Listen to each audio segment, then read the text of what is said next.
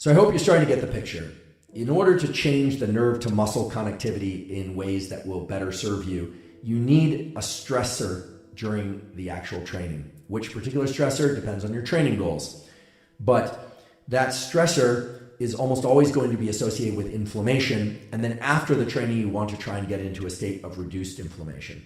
And that's why you would do some sort of protocol, non-sleep deep rest, which we will link to in our caption, or perhaps you would use the hypnosis app that we've talked about before, Reverie, REVERI.com. There's a great app for accessing deep rest states or the physiological side to try and get the system, your system, to calm down after training. There are also tools that one can use to reduce inflammation at a kind of foundational level away from training. And these are tools that I've talked about many times before, but I'll just restate them again. The kind of golden three, according to Andy Galpin, and the ones that he recommends are sufficient omega-3s. Again, that can be accomplished through diet, through whole food intake, or through supplementation, or both. So in general, getting above 1,000 milligrams of EPA per day to keep inflammation low or relatively low. Vitamin D, and in some cases, magnesium malate. Magnesium malate seems to be particularly effective in offsetting delayed onset muscle soreness. Soreness itself is not required for improvements in strength, improvements in explosiveness, improvements in hypertrophy. That's a myth. Now, if you do experience delayed onset muscle soreness, chances are you stressed that particular muscle pretty well, or even maybe too well. Maybe you stressed it too much and you need longer recovery.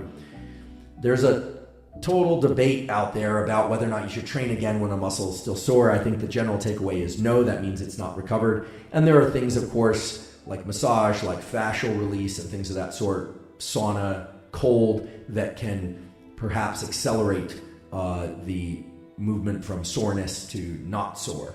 But in general, the omega-3, vitamin D, and magnesium malate trio seem to be an effective way to reduce inflammation at kind of a systemic level. But remember, you want inflammation provided you're not damaging the muscle so much that you're injured during the training session, because that's the stimulus for change in those muscles. I want to talk about a few other things that support the process of nerve to muscle communication and touch on some of the things that a lot of people are doing to try and quote unquote enhance their workouts, and evaluate whether or not those are in fact enhancing workouts or not. Because weight training, unlike a lot of other forms of exercise, has a unique aspect to it, which is this feature that I guess some people call it the pump, which is the fact that blood goes into the muscle when you train.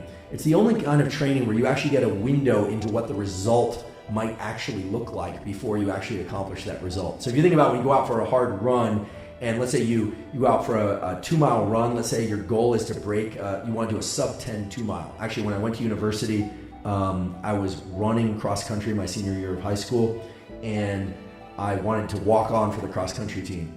And so I went out there, and it turned out you had to do a sub 10 2-mile. And I think the best mile I ever ran in high school was a 4:57, which isn't terrible. I can't do that now. It's not even close to what the best high school athletes can do now. But that would have meant doing it back to back. So a sub 10-minute 2-mile. Didn't even come close. I told Costello this story the other day, and he just kind of laughed at me. He was like, why would you even want to run 2 miles? Because Costello is built almost exclusively of these type 2 fast twitch muscles that are designed for moving objects. He's incredibly strong. He has been since he was a puppy. I mean, that dog could probably drag a tractor if he wanted to, but he can't really go far. Whereas a greyhound or a whippet or some of these other sight hounds or scent hounds can go. They have a higher percentage of the so-called slow twitch muscle fibers. They are much better at endurance. So a sub 10 2-mile would have been very, very challenging. No chance I could have done that.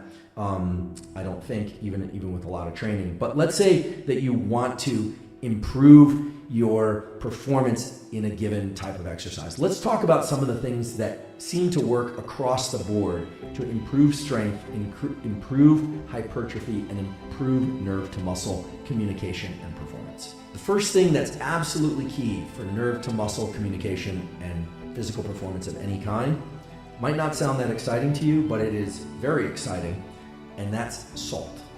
Nerve cells, neurons, communicate with each other and communicate with muscle by electricity. but that electricity is generated by particular ions moving into and out of the neuron. And the rushing in of a particular ion, sodium, salt, is what allows nerve cells to fire. If you don't have enough salt in your system, your neurons and your brain and your nerve to muscle communication will be terrible. If you have sufficient salt, it will be excellent. How much salt will depend on how much water you're drinking, how much caffeine you're drinking, and how much food you're ingesting.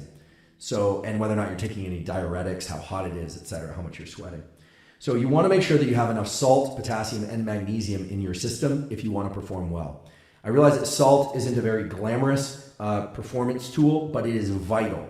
It is absolutely vital. And the endurance athletes and the people that train in high heat can speak to the fact that when your electrolytes are low, your brain doesn't function, your body doesn't function nearly as well. In fact, even for mental work, for studying and for writing and for doing math and coding, doing analytic work of any kind, even a hard conversation that's important to you, having sufficient electrolytes is really going to help, and being low on electrolytes won't help. And just drinking water won't help because you need electrolytes.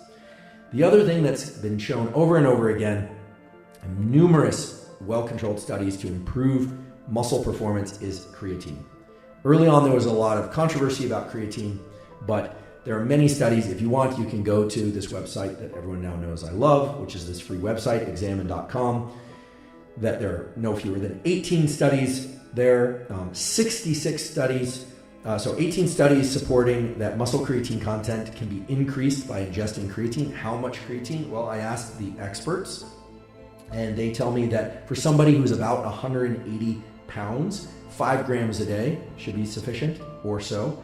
Heavier than 180, so if you get if you're a 220 pound or 230 pound person, 10 to 15 grams of creatine. People lighter than 180 pounds, maybe 3 to 5 grams of creatine, or even 1 to 3 grams. Creatine is a fuel source for early in bouts of activity, for high intensity activity. It is also a fuel source for neurons in the brain, and it can have some cognitive enhancing effects. So creatine is a very interesting molecule. Early on, when it was released as a supplement, it was thought that you had to load it in higher dosages for a few days and then maintain it at lower dosages. So you take 20 or 30 grams a day, then back off to 5 or 10. It doesn't seem to be the case. You can get all the benefits from taking the dosages at the low level I just mentioned a few moments ago as they relate to body weight throughout. So salt and electrolytes, absolutely key. You need those present. You need to be well hydrated.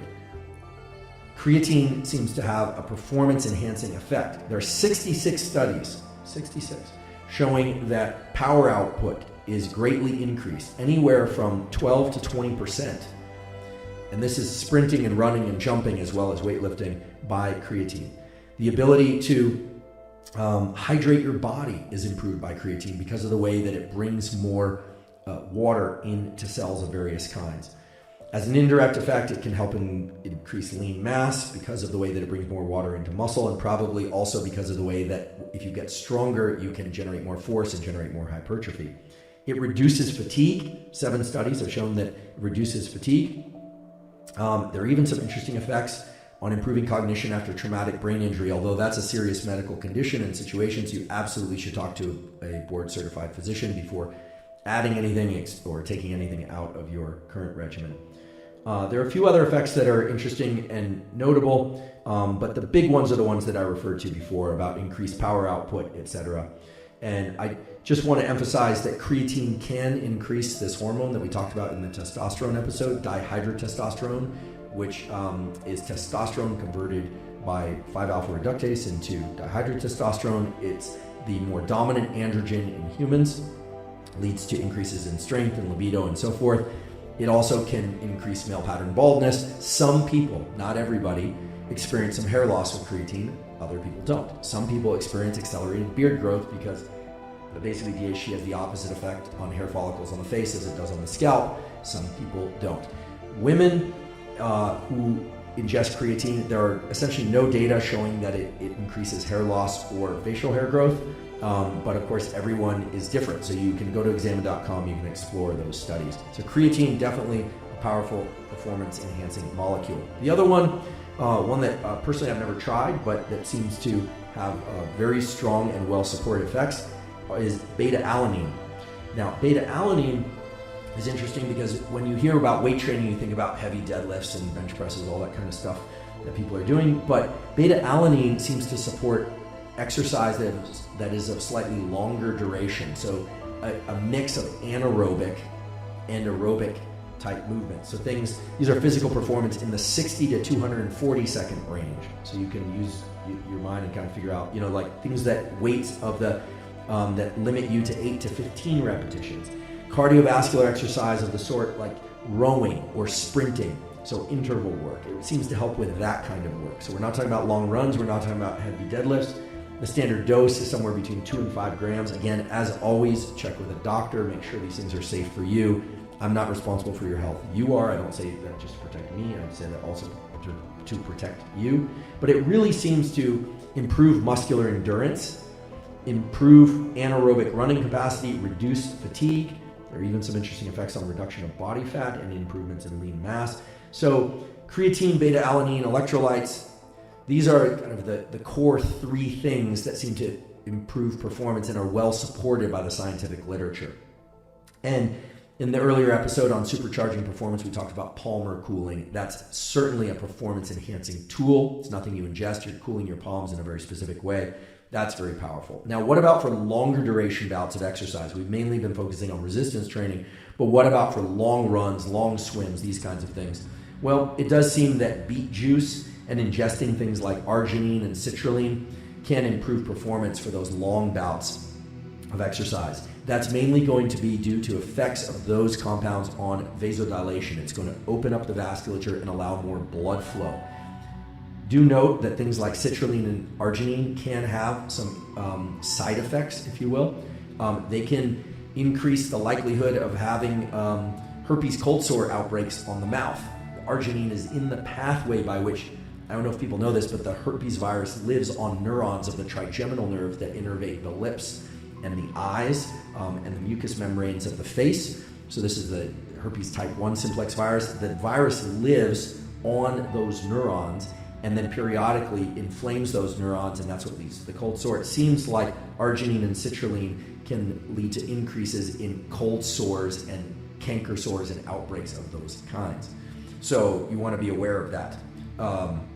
That's not everybody, and not everybody is carrying HSV1.